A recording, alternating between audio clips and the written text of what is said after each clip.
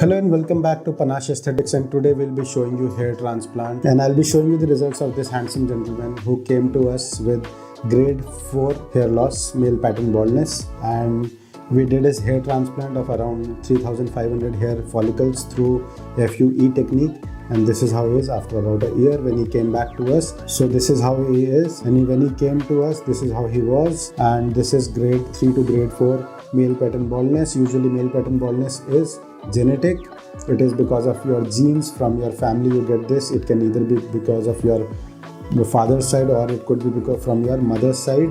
So you have to see if your father or your uncles or your grandfather has baldness. It is very likely that you have got your genes from them. It could be like that your uncles, your maternal uncles, your mamaji and all, if they have a lot of hair loss, you could have got this male pattern baldness from your mother's side. So you need to understand few things in hair transplant. One, that if you already have hair follicles, we can improve them through PRP, we can improve them through minoxidil, we can improve them through medications and other things. But once you have lost the hair, once there is a bald patch, the only way to get back the hair is through hair transplant. And for him, we made his hairline, and this is the male hairline that I prefer to make. This is the front anterior hairline that I would be making for him.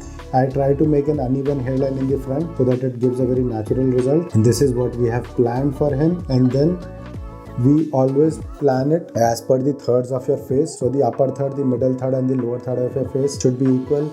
We take individual measurements for each patient. There are two ways in which you can plan. You could either have a circular hair line over here, or you could have a V pattern, and it depends on your choice and whatever suits your face. But this is the area where he has gone completely bald, and as per his history, he will become grade 5 over the coming few years, and he will be automatically and in coming days lose these frontal patch as well. So this is how we have planned for him. This is his hairline, and then we started his hair transplant. We did his FUE. In FUE, we took out hair from the posterior portion of your scalp, and this is the permanent donor area. We try to make sure that we remain in the permanent donor zone. We do not cross the permanent donor zone, and in one sitting I prefer not to go more than 5000 hair follicles. In him, we took out around 3500 hair follicles from the permanent donor zone, and this was through the FUE technique. FUE technique is in which each hair follicle is punched individually, and then these grafts are plucked out from the scalp.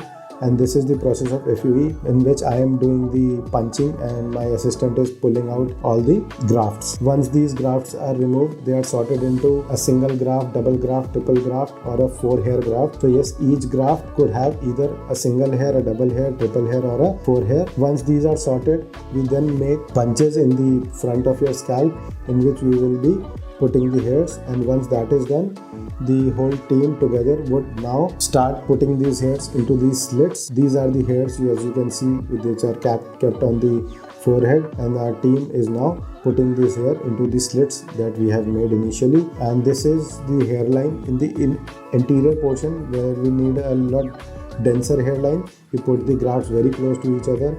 The areas where you already have hair, we try to give some density in those hair, and that is why these hair grafts are put at a bit of gap from one another. And this is how you look once the hair transplant is complete. This is from the front. This is the top view. This is the donor area from where we have taken out all the grafts. This is from the sides. This is the other side. And this is around day 3 when we plan to remove the dressings. We remove all the dressings at around day 3 to day 4. This gentleman flew from abroad and came to us for hair transplant. He was in Delhi for only 3 days, and on the 3rd day we removed his dressing. And after day 3, you need not do any dressings. You can keep it open. From day 3 onwards, you are allowed to wash your head, and we have made a separate video on how to wash your head after your hair transplant. You can always go and watch it. And once the dressing is removed, you are allowed to apply ointment on the posterior portion of your scalp. This is how you look at around day 3. This is how you would do a head wash. This is his first head wash that we are doing at the clinic, but the same thing you can do with a simple saline water, or you can use distilled water, or you can use boiled water after cooling it down, and you can wash your scalp with it. And finally the results, and this is how he looks after 1 year, and this is the complete growth at about 1 year. You can see he looks very natural. Nobody can really make out if he had a hair transplant or not. This is the side pose, this is the other side, this is from the back, the donor area, which looks absolutely normal, very natural, and this is the comparison from before at about 1 year. So in case you are interested in hair transplant, you can always contact our team and we'll be happy to help you. Thank you and have a nice day.